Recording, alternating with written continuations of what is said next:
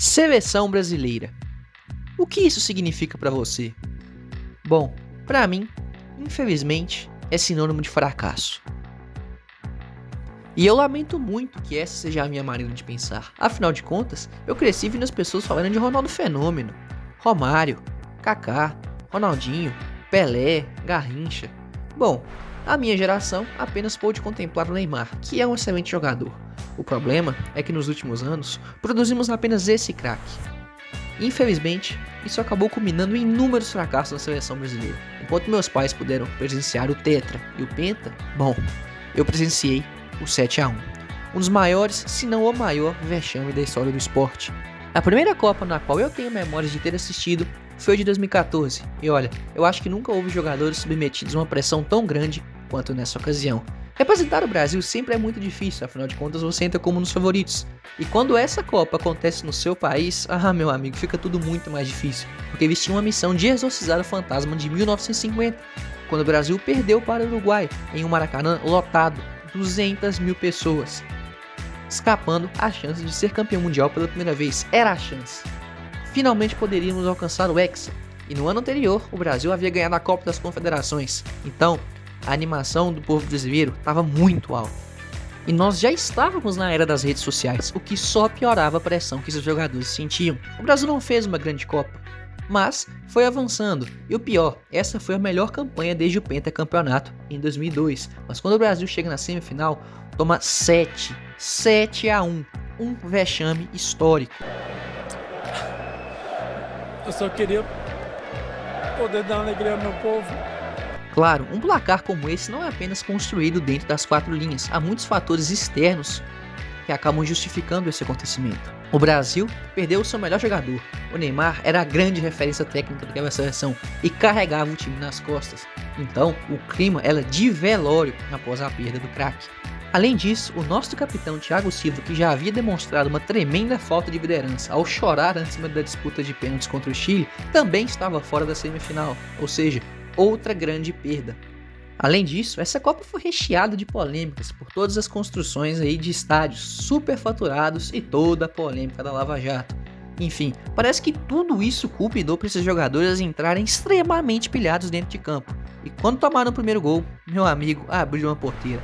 1, 2, 3, 4, 5, lá vem eles de novo, olha só que absurdo. 7. Colocaram a Canarinho a 7 palmos abaixo do chão. Um tremendo vexame. Bom, essa foi a minha primeira experiência com a seleção brasileira. O 7-1 em 2024 completará 10 anos. Eu tenho grandes memórias desse dia. Parece que esses 7 gols ainda estão entalados no meu sentimento com a seleção brasileira. É por isso que eu não consigo enxergar uma seleção brasileira vencedora. Pra mim, seleção é um sinônimo de fracasso. Mas como todo bom brasileiro e amante do futebol, eu não desisto. Obviamente, continuei torcendo e acompanhando a seleção. Vi todo o ciclo de 2014 a 2018. Desde o começo com o Dunga, que foi péssimo, até a chegada do Tite, que consertou a seleção brasileira, criou expectativas e fez a gente pensar, agora dá. Mas não, em 2018 a seleção é eliminada para a Bélgica nas quartas de final. E olha, não jogou mal não, poderia ter ganhado, porém foi eliminado por uma seleção que tinha sim suas qualidades, mas sem tradição. A Bélgica nunca ganhou uma Copa. Mas vamos dar um desconto pro Tite, né? Ele não teve o ciclo inteiro, foram só 2 anos. E a seleção não jogou tão mal, caiu pra uma seleção forte. Vamos dar uma outra chance. Essa chance foi dada. E a seleção, fez um ciclo muito sólido. Ganhou a Copa América em 2019 e foi finalista em 2021. O ciclo foi muito bem feito. O Brasil passeou nas eliminatórias. Tudo isso para perder para a Croácia. Em 2022 o Brasil caiu para a Croácia. Que seleção sem nenhuma tradição em Copa do Mundo. Uma geração que já estava envelhecida. A sua grande Copa foi em 2018. A Croácia em 2022 jogou só para ir para os pênaltis, e a seleção simplesmente não conseguiu lidar com isso. Uma tremenda falta de capacidade de jogo. Não é possível que sul-americanos não conseguem segurar um placar. Gente, esses jogadores nasceram num país que disputa Libertadores. Tá aí uma competição muito pegada. Os jogadores furam a bola, fazem cera para poder enrolar. E a seleção brasileira não conseguiu fazer isso. Eliminada de maneira vexatória para a Croácia. Olha, mas não é só o masculino que nos decepciona não, viu? No ano seguinte, a seleção feminina, mesmo tendo a melhor estrutura de toda a sua história para disputar uma Copa, caiu na fase de grupos. Em um grupo com Panamá e Jamaica. Vexatório. Ainda tem mais, a seleção brasileira, sub-20, foi eliminada do Mundial. Pra quem? Israel. Achou ruim? Bom, outra notícia, a seleção brasileira olímpica ficará de fora dos Jogos Olímpicos de Paris. Acabou de ser eliminada. Gente, olha que absurdo, a seleção ganhou o ouro olímpico em 2016 e depois em 2020/2021 e agora ficou de fora. E quem são os responsáveis por isso?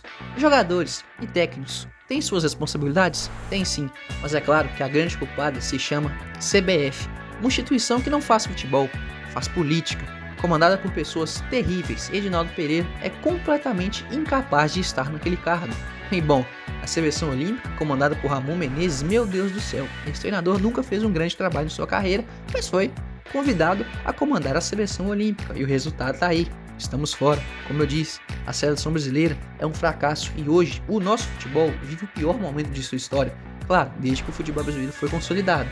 Ganhamos a primeira Copa em 1958 e ali começou o domínio do Brasil no futebol mundial. Enfim, desde então vivemos o nosso pior momento. Mas será que um dia a seleção brasileira volta aos seus tempos de glória? Bom, é difícil, mas não é impossível.